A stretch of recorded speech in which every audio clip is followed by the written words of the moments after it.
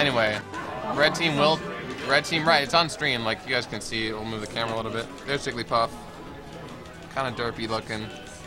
We can move the camera. I mean, there's a fox up there, whatever. Yeah. That first game, it was pretty close there, like until the end. Like there was a percentage lead the whole time by red team, but until it was when Pikachu tried to save Jigglypuff. That was an SD. Like Jigglypuff had a really good gimp, right? But ended up SDing from the gimp. Right, that was Pikachu unfortunate. Exactly. And that's the kind of thing that's just sort of momentum based. Like, if that had happened early game, like if that had happened like a first or second stock, I feel like they would have been crushed, you know. But like it was really close. Like, it was close. I mean, they can easily take this back. They're just sort of thinking, want to take some time and like not get mad at themselves or like each other because they were doing really well. So we'll see. I was actually thinking they would counterpick Conn until that got banned there because they want a high ceiling, but they want. So we're going to Battlefield, and DoH and red. Yeah, it's a good neutral stage. I don't feel like it gives them really any advantage except for the fact that they can help each other out. Like, they're brothers and they play a lot with each other, so they have pretty good synergy. I mean, so they just kind of want to like be able to work together well. They want to interact with each other, but I also feel like Jigglypuff and Pikachu want a little bit of room to move around at the same time. That's true. Yeah, but fast up smash, and Conn Artist will lose his first stock. So maybe, I know they want room to move around, but I wonder if they were thinking to themselves, we want to be able to save each other in case like we're getting comboed. Like Pikachu has tons of combos on Fox. Yeah, that's this lower ceiling. Those skills off the top, especially with Fox, are going to come with two very light characters. Right. I know that Dracula's stage is actually banned from this tournament, right? It's banned from the tournament. Right. And part of it is it has such a really large boundary. Exactly. Like that would have been a great counterpick, but we'll see. I mean, green team a little bit behind, but they can definitely take it back now. So remember when I was saying, actually you might have not been there, like Link is really good in doubles because you can just throw out projectiles if you have a lot of damage, right? And that's kind of what Zelda was doing. Right. She had a lot of damage, so she was staying back and throwing Din's Fire and still being helpful. But good kill right there to bring her down. It's a character that can play up close, but can also camp very well. Right, absolutely. And those are the best kind of players, honestly, for teams. Like, where you can switch the mode, like Jigglypuff. I mean, you can do like crazy things, play super aggressive, but like also play like this sort of defensive passive style. Yeah, like throw off your team with the roles that each member of your team is playing. Right, exactly. And that's something that's not really talked about in doubles. I remember reading an article on Melee on me about how you should approach the game in doubles. And you know how like League of Legends or Dota have like carries and supports, right?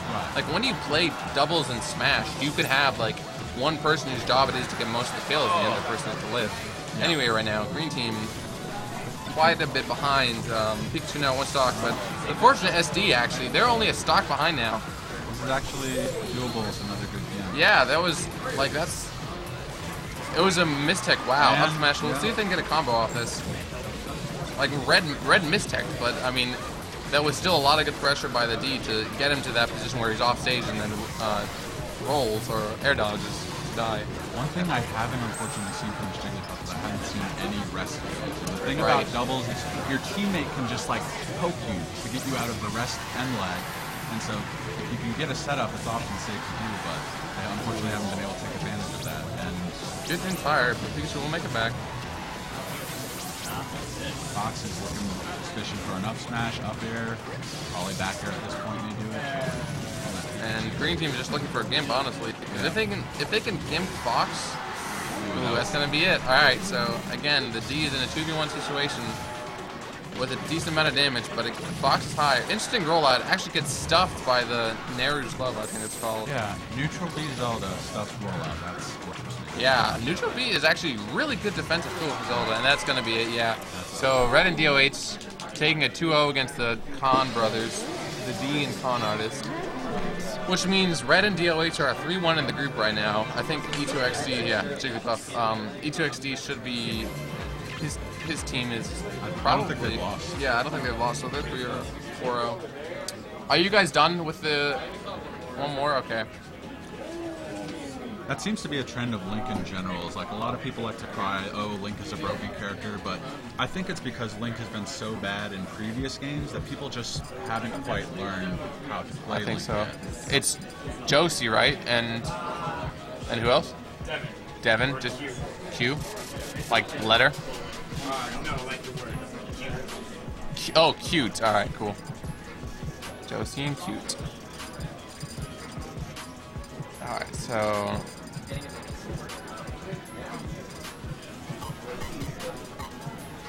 Josie and cute against DoH and Red. We'll see what they pick. Interesting. I know Ike has some interesting things that he can do in PM, but I don't really know how strong he's considered, generally. It's a lot about movement and mix-up, because like his side B has so many options. You can jump out of it, which means you can wave dash out of it, which means you can grab out of it.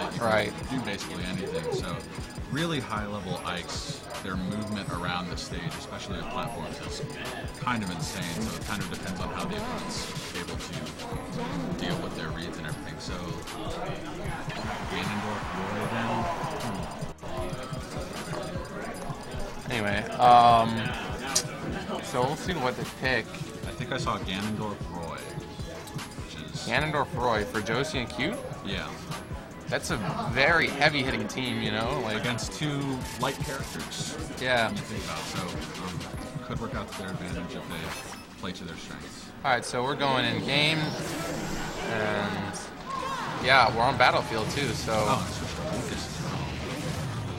I know that Red is trying, like we've been talking about how like people who play PM don't want to use their melee means in PM and Fox because the timing is a little bit different. So switch to Lucas. I know that's one of the players who wants to play very technical, good standard combos there. I mean, Lucas is also like 75-25 Ganondorf. Yeah, it's not a close matchup, at least in singles at all. So that'll play through. Right. Wow. Really ballsy. I don't know what to call it. It's like laser or something, but it does well. Yeah, neutral B. I mean, Shieldbreaker is Marth's, but who knows what Roy's is. Anyway, so Lucas back off the stage. Roy's gonna make it back. Smart to air dodge Jared to get there faster. Nice. The neutral B is an amazing killing move. It is. I didn't know that. Wow, he can just throw it out. So Ganondorf needs to live though right now, so they can keep their advantage up. Good recovery and good covering too. Yeah, protecting his options. So stock lead right now to green team, but a lot of damage on Ganondorf and Roy. Oh, unfortunate air dodge. And Josie dies too, so if they can get a quick kill onto Zelda, which good comboing, Zelda's off stage, like they'll be tied again, and it's anyone's game really. Ganondorf goes off stage, up B's, won't make it back.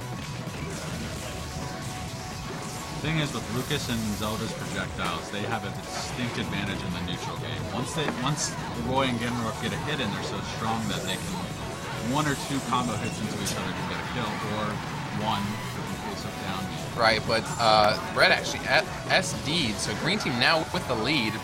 Lucas is one of those, you know how with Fox they talk about how he's a phenomenal character melee, but inconsistent, right?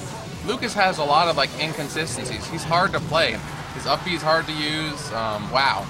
Smart decision there, and red team with the back taking the lead. Right, yeah. So like even after that SD, he just has so many tools and good combos. Great down B actually, Wizards put to get out of the combo by red. Yeah, it wasn't until really well, that was interesting trade. Arguably worth it. Yeah, I mean we'll see. Josie hadn't taken too much damage. Wow, we're basically all tied up right now. If Ganondorf can stay away from Lucas, and if they can sort of tag team Zelda, they might take this one back. And, wow, really nice combo. Get connected with that neutral B, that may have been it. Yeah. We'll see. It's really close. I mean, it's too close to call. Both teams could just win with a good combo or killing move, and Zelda and Lucas, I mean, are easier to kill by far than Roy and Ganondorf, like a fastball and a heavyweight. If red team does lose, they're going to be counter-picking to a much lower. Wow. That was a trade that certainly did not. Yeah, we'll see. Both of those characters are at a good, solid single hit till they're dead. Wow, Roy actually just comboed Lucas And with Zelda's with Zelda's. and a counter. Amazing counter. We'll see. DoH will make it back, but high damage. Isn't dying yet. Yo, Roy's fighting around. Roy's counter, unlike Mars, has 1.5 times damage and knockback. That's phenomenal, right? That's so strong. Oh my goodness. Okay, And DoH will. yeah. Wow, I was about to say, what if he had lived? Finally got a way to finish it. Really close game. Really, really well done by both teams. But Red and DoH will take it. We'll see, like, Battlefield was a good choice, but where do you go now? WarioWare? WarioWare, I really feel like a small stage is where they're going to be. See, that in there, where there was 2v2, one stock left each, Zelda and Lucas wanted nothing but to camp them, to just poke them from afar, build up damage. Right, exactly. They need more percentage in order to get a finishing hit. Right. Where Ganon, if you're at 50 or 60, you might be dead. Right, and especially with the projectiles that they had too. We'll see what their bans are. If I were them, yeah, I would. Yeah, that's a smart ban. But I mean, Yoshi's Island is still open. Got Yoshi's, Fountain of Dreams, maybe. Fountain's good. Lucas likes to kill off the top, up smash, up throw. Ganon and Roy can kill off the side much easier.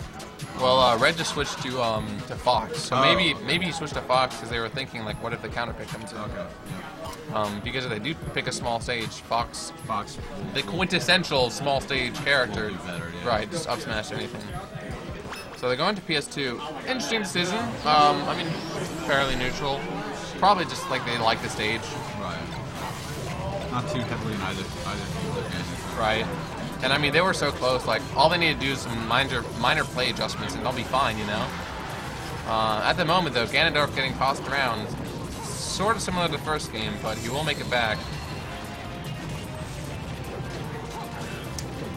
Let's see. I like how Red is just dash dancing and letting Zelda. Wow, that was really smart, actually. He just sort of let Zelda do her thing while they were like. So Ganondorf might hit Roy or vice versa, and they actually get the first kill. And so he's sort of just playing this campy playstyle. In that case, it does come back to bite him, though, because Zelda will die. And Roy at 52. Wow. That is surprising. That's something you don't usually see out of a player of Red's caliber. And, ooh, that was... He makes up for it, though, with the dirty shine That's what spike. we've seen in that first match, though, just momentum switches back and forth at that lead. And it's something that it's really easy to do with like these sort of strong heavyweight characters. Like they can crush you, but if you get a sort of silly gimp like that shine spike, like the momentum will go back and forth. Right. And now Red team with the lead.